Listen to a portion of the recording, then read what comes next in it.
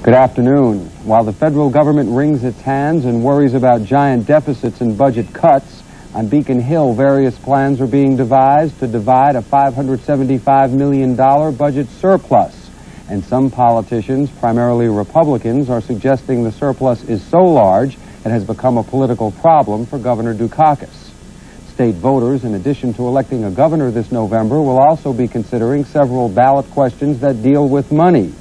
One, from the group that made Proposition 2.5 law, would limit state tax increases to the amount of increases in personal wages and salaries. That tax proposal is one of the issues we'll be talking about with our guest today. Barbara Anderson is Director of Citizens for Limited Taxation, and she has become a person to be reckoned with when the talk turns to taxes at the State House. Reporters who will be asking the questions this afternoon are Steve Brown from the State House News Service and Andy DeBillis from the Boston Globe State House Bureau. In a moment, we'll all be back and our interview will begin. Please stay with us.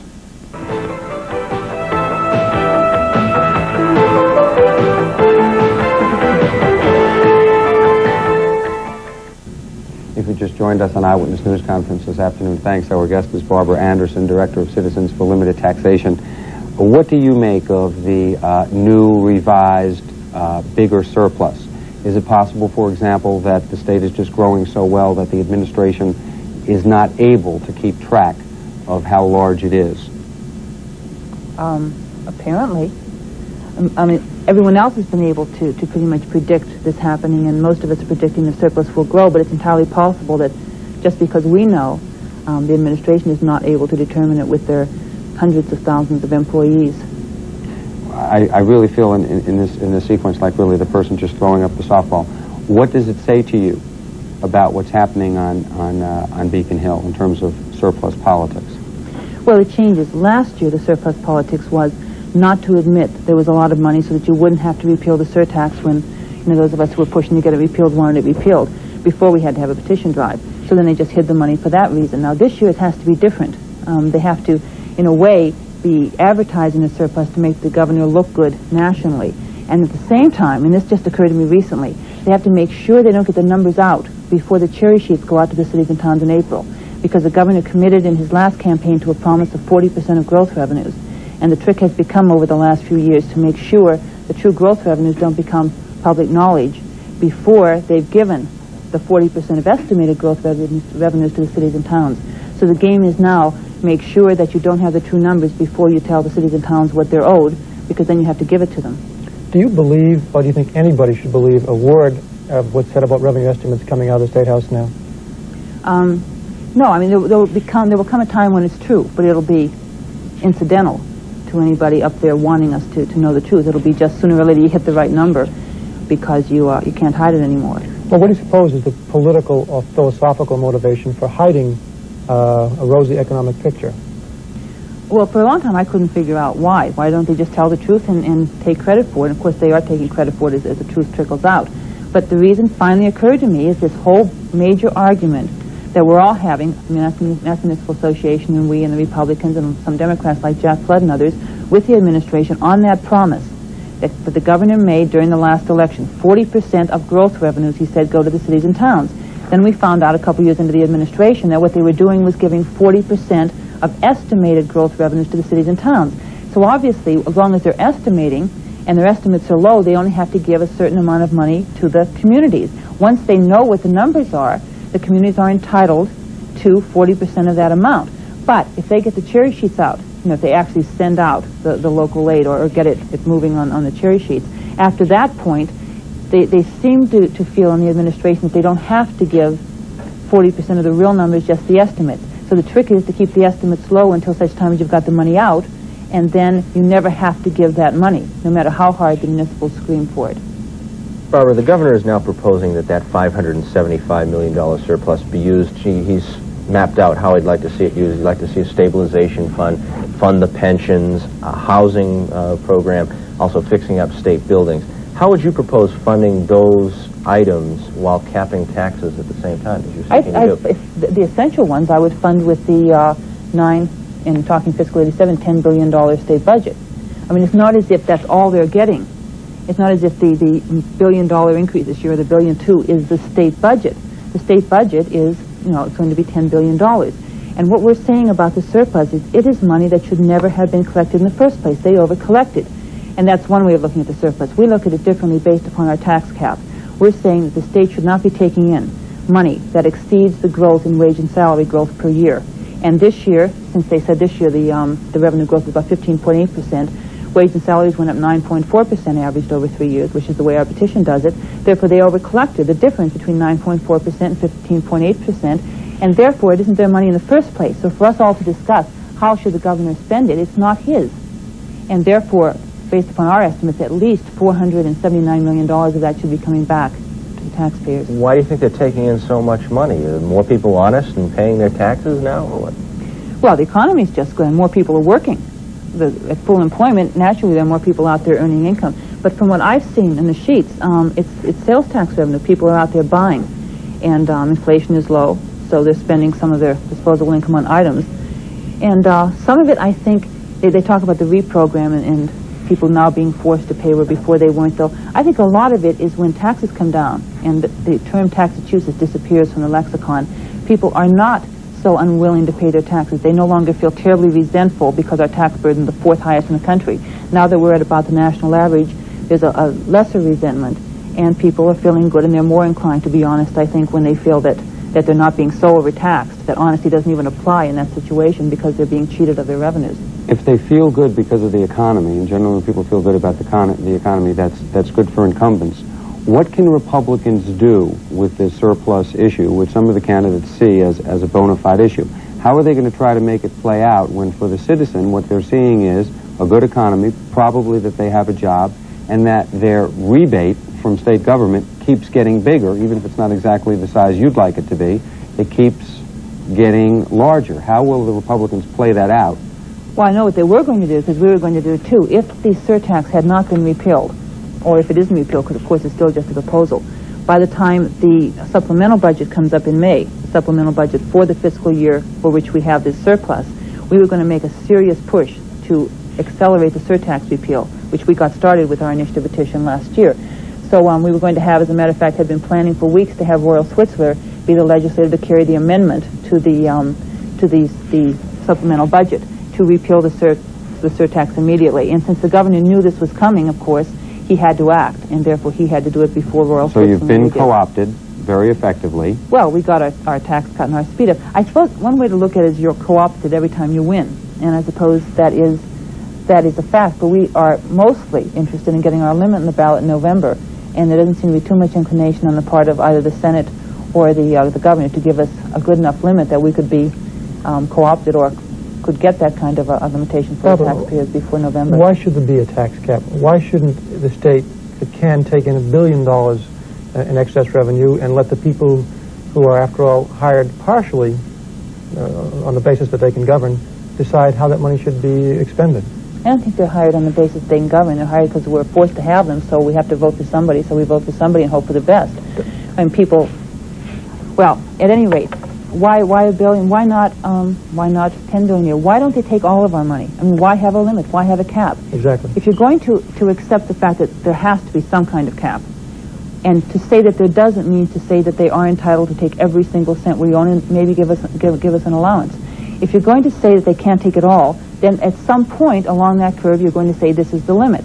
And we're simply saying the limit should be the growth in wages and salaries. We'll ask the people if they agree with us in November, and if they do, then that's why, because the people said so, and it's our money, and if we say so, that's the way it's going to be, and we don't need any other reason. But people on Beacon Hill who oppose you say your real intention is to destroy all government. Is that the heart of it?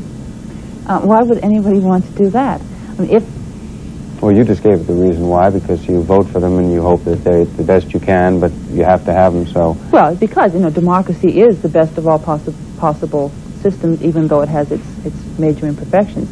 So we're stuck with it, but I don't think we tend to think in terms of electing someone because they're going to govern well, and you have to elect somebody because someone has to run the government. And you hope that if you can keep some kind of control, if you can always keep in their mind just who is the employer and who is the employee, then government works. If they start to think, if people in government start to think that it is their money, their system, their commonwealth and their world, and that we are sort of the serfs and our purpose for existing is to give them revenue to spend to get themselves reelected, that's an entirely different way of looking at the world than we have. And it's a dangerous way of looking at the world, and it's certainly a common way if you look at other nations where people are serfs and the government is the master. So mostly to us, tax limitation doesn't just mean getting some money back.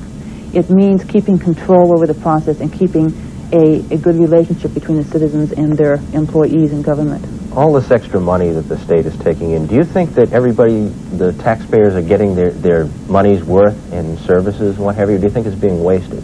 I don't know. You know, you would have thought that we were, but you keep hearing about the unfunded pension liability. You keep hearing about the infrastructure. Ralph Nader came out with a report a couple of weeks ago. Our mental health system is one of the worst anywhere in the country, one of the lowest rated for services provided, and yet one of the highest costs.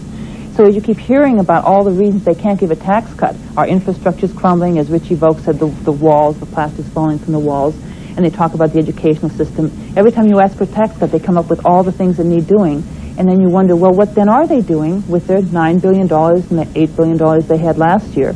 Are we not getting our services? They keep telling us we're not getting them because they can't give a tax cut because they've got to have enough money to provide them. Then you start to wonder. Well, who's unhappy now? The other day when the governor announced the revised surplus estimates, the business community said they were happy. Human service advocates said they were happy. Who's unhappy about what he proposes to do with the surplus? I'm not happy. I think that they should not be keeping the surplus money for anything because it's an over-collection, and they should be giving it back. I'm unhappy in the sense that CLT members would like to have the surplus returned to them. On the other hand, the country is doing well, and generally most of us are happy. So it isn't a thing like going out and getting even or being angry or getting your blood pressure up. It's just a matter of let's keep working until we get some kind of control here, because the time will come, if they continue to spend these revenues, when people are not going to be happy. They're going to spend themselves into a fiscal crisis. There are going to be cutbacks in major services, and then tax increases like there were in 1975, and then you're going to have a lot of unhappy people. So the trick is, while we're happy, still to continue to try to do something before we all get unhappy. Now, Proposition 2.5, there was anger. Anger. Yes. So one of the key differences we have between Proposition 2.5 and the tax cap is that one was fueled by anger and frustration, and one, as you say, is kind of fueled by a philosophical desire to put some line on the curve of here's where we stop, and if the people say it, that's reason enough. Given the difference in that dynamic, which is a very different kind of motivating force, would you be very surprised if proposals like the tax cap lost in November because of this general happiness, which you acknowledge, and again, satisfaction with an economy that is unusually productive? Yeah, I'd be surprised simply because there's no reason not to vote for it. I mean, even with all the anger that people felt because of high property taxes, there was a lot of fear involved in trying to change the system and cut back on revenues. They felt that maybe the system couldn't handle it, there might be problems. You won't have that now. There's plenty of money out there. No one can say that if we give a tax cap, create a tax cap, that would give back what would essentially be part of a surplus. No one can say that that is going to cause any problems, any cutbacks, anything threatening at all. So there's no reason not to vote for it. And we're not out there selling it as a, get angry, folks. It's here's our chance now to get some kind of long-term control over the system, to take the next step under Prop 2.5. And partly, let's just do it for the fun of it. It's a good idea to get out there with a ballot question, get people involved, and just tell the government, incidentally, we're in charge here, and we'd like you to remember that if you don't mind. You were genuinely worried, though, that you couldn't get enough signatures to force the legislature to at least consider this. If they do not act by May 7th, do you think, one, you'll have problems collecting the more than 10,000 additional signatures needed to get this on the ballot, and two, as Andy said, getting people to vote for it? Well, we were worried about getting signatures because that's the only smart way to go into petition drive. People who are apathetic about the situation, who think, gee, we can always get signatures. Candidates tend to do this. They wait till the last 3 weeks, and then they suddenly are faced with getting 10,000 signatures. That's not a smart way to plan ahead. So we always run scared, just in case people aren't out there doing what we were expecting them to do. We did get a lot more than we thought, though. So the enthusiasm was even more overwhelming than we would have hoped for. We got 137,000, and people were happy last year too. People like to get involved. They like petition drives. People on the other side of issues, generally from us, were out there getting signatures. Mass Purge got 4 petitions signed, and because people are angry? No, people aren't angry. People just like the process as a process to sign petitions and then to put something on the ballot and to be asked their opinion by taking a poll and to make their own laws and keep control of their own government. Why not? And now we only need 10,000 signatures, so it won't be as difficult, certainly. Let me give you a possible argument for why not. Okay. One, there are legislators who say people will sign anything when it involves cutting revenues, and they don't look at what we might get for the revenues. When you describe it as fun, and arguably government isn't, that kind of fun process. If there were a budget that went along with your tax cap, which said here's the money and here's where it would go, then there would be a way to look at the money and look at the tax cap and say here's what we would get. Instead, it's almost an exercise as opposed to a statement, again, comparing it to Proposition 2.5 when there was also classification. Just before classification, people were losing houses, it was Taxachusetts, and there was a real fear that what was happening in this state was very different than what was happening in other states, and it was therefore unfair. Now what's happening in this state that's not happening in other states is this enormous success. And so the fun that you talk about could be an argument against it as opposed to for it. Well, the success is fun. I mean, a lot of people see a relationship between our having been able to bring the tax burden down and our booming economy.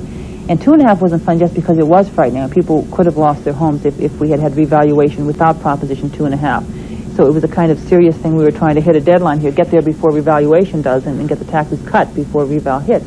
So that was pretty serious. And afterwards, you suddenly realized how much fun it was, though, to see the system start to work.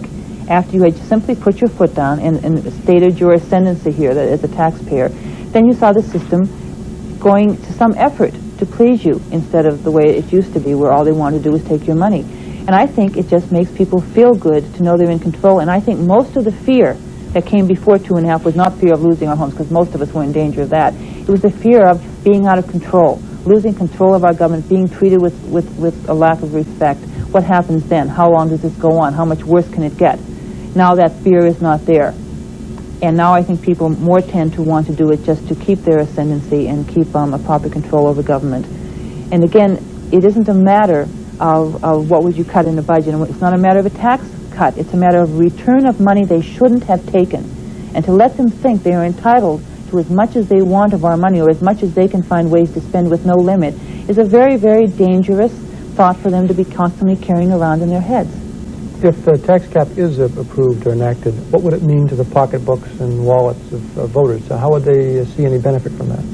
Well, it would vary, because the way we've set it up, if say the limit were in place right now, and they did have to give us back about $479 million of the $575 million surplus, they would have until August to figure out how they wanted to do it. So they could choose any kind of tax cut, any kind of exemption increase, anything they wanted to do. If, however, they did not act by August 15th, the state auditor would step in, go over the numbers, and tell the Department of Revenue that on the next tax form that goes out in November, they will put a tax credit and a percentage, flat percentage, to apply to everybody's income tax. And everybody will get back whatever the percentage is, percentage being that $479 million applied to the total income tax take. Everyone applies it to his income tax and gets that money back on his next, or doesn't have to pay it depending upon his tax status on his next form. There have been a number of tax cap proposals offered this year. Why your tax cap proposal over the others? Because ours is the one with the signatures. And we have learned through our experience with Prop 2.5 that if you're not on the ballot, if you don't get a solid vote from the citizens, and if it is not perceived out there to be the people's choice of a cap, whether it's 2.5 or this limit, then they simply will not pay any attention to it. They'll ignore it, or they'll change it, they'll amend it. Don't forget, these are just laws. These aren't constitutional amendments like California's Proposition 13, and they can be changed any time. If Proposition 2.5 had passed in May of 1980, for instance, the legislature had passed it, we wouldn't have it today. Because when they wanted to make a change in it, the people would not rise up and call the State House and say, leave it alone, for the simple reason that it's ours. So that possessiveness is absolutely essential, and any other cap that passes legislatively is not going to have that essential protection of the people seeing it as their baby that they don't want the legislature to touch in the future. And that gets back to the point, why have government in the first place if we're going to rule by initiative petition? It isn't ruled by initiative petition. You don't do it until you have to. And we've only had the one thing over the years of our existence that has actually been on the ballot.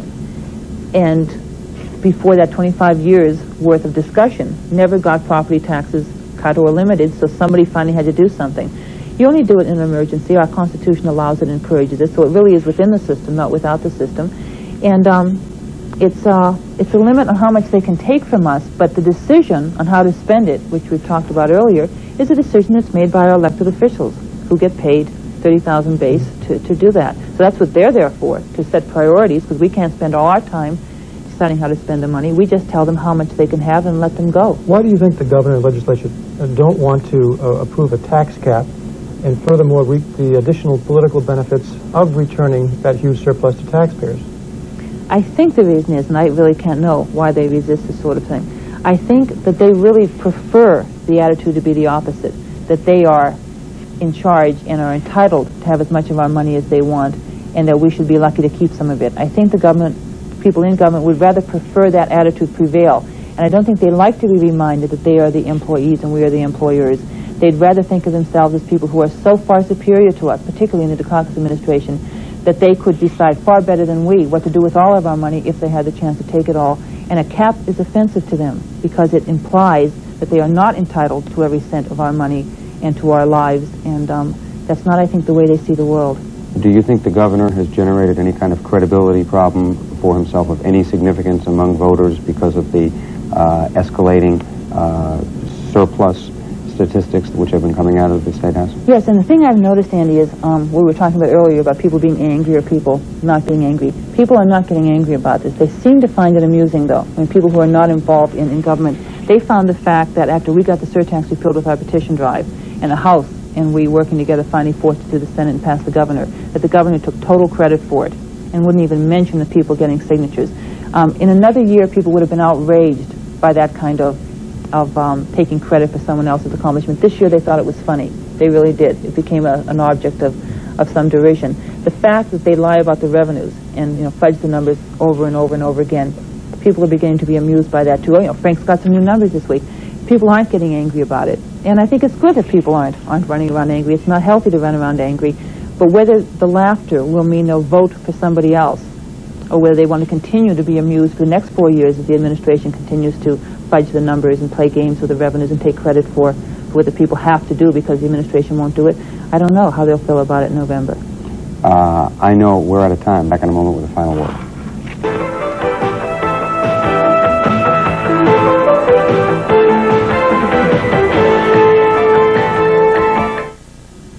Just before we go, a quick thanks to our guest this afternoon, Barbara Anderson, Director of Citizens for Limited Taxation. Thanks for being with us. Also thanks to our panelists this afternoon, Steve Brown from the State House Radio News Service and Andy DeBillis from the Boston Globe State House Bureau. I'm Andy Hiller. We'll see you next Sunday. Enjoy what's left of this one.